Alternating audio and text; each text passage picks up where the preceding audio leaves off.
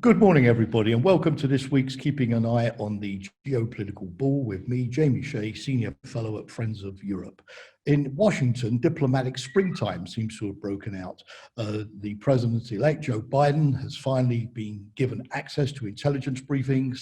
The transition is underway, and last week he appointed a number of senior figures in his administration, all of whom are well known in Europe for their commitment to multilateralism and a healthy transatlantic relationship. In Brussels, the EU and NATO are working on new strategies to engage the United States. The EU yesterday even proposed a new EU-US Security and Defence Council and a new arms control agenda, and the NATO Secretary General Jens Stoltenberg announced that he'd invited Joe Biden to a NATO summit soon after his inauguration next January.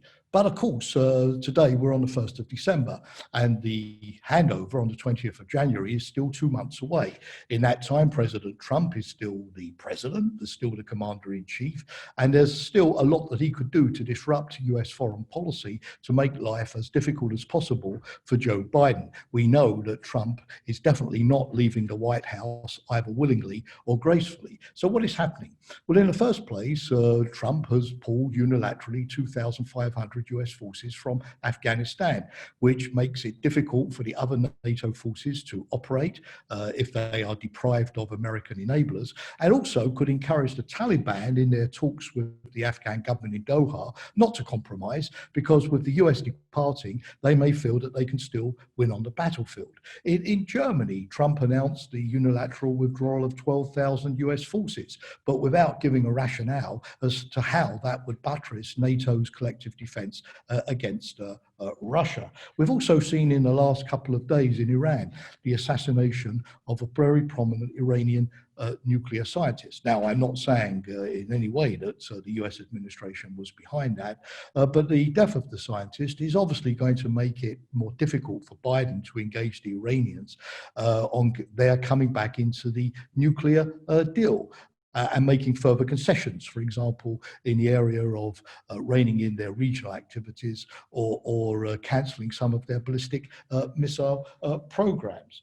We've had also the Secretary of State, Mike Pompeo, visit Israel and the Middle East, visit settlements for the first time on the West Bank, and also, again, engage in talks between Israel and the Arab states, particularly now the Saudis, on the normalization of relations with Israel. Now, that's a good move in one sense, but of course, this new alliance between Arab states and Israel is going to further marginalize the Palestinians and make it harder for Biden to resume talks on a two-state solution in the Middle East. Finally, Trump has announced new sanctions on China, particularly on its tech companies, and the Secretary of State Pompeo even announced that he did not consider that Taiwan was formerly part of China, further poking a stick in the eye of the Chinese.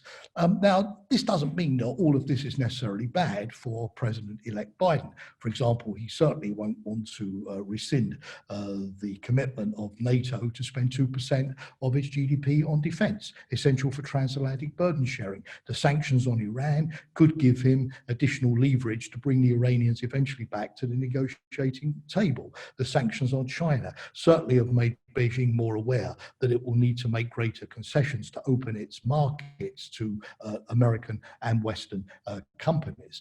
But what we have seen recently in US administrations has been an unhealthy tendency for one administration to spend all of its time undoing the legacy of the previous administration.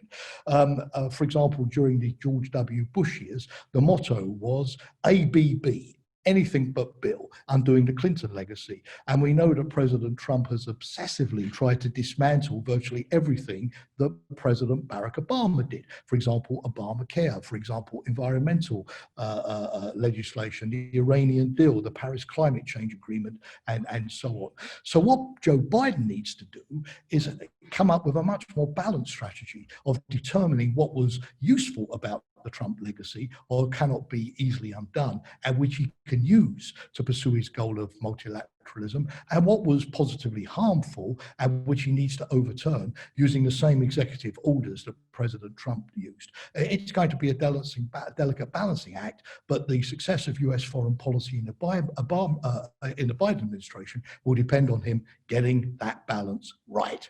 Thank you very much for watching and listening today. I hope to see you again this time next week. Bye for now.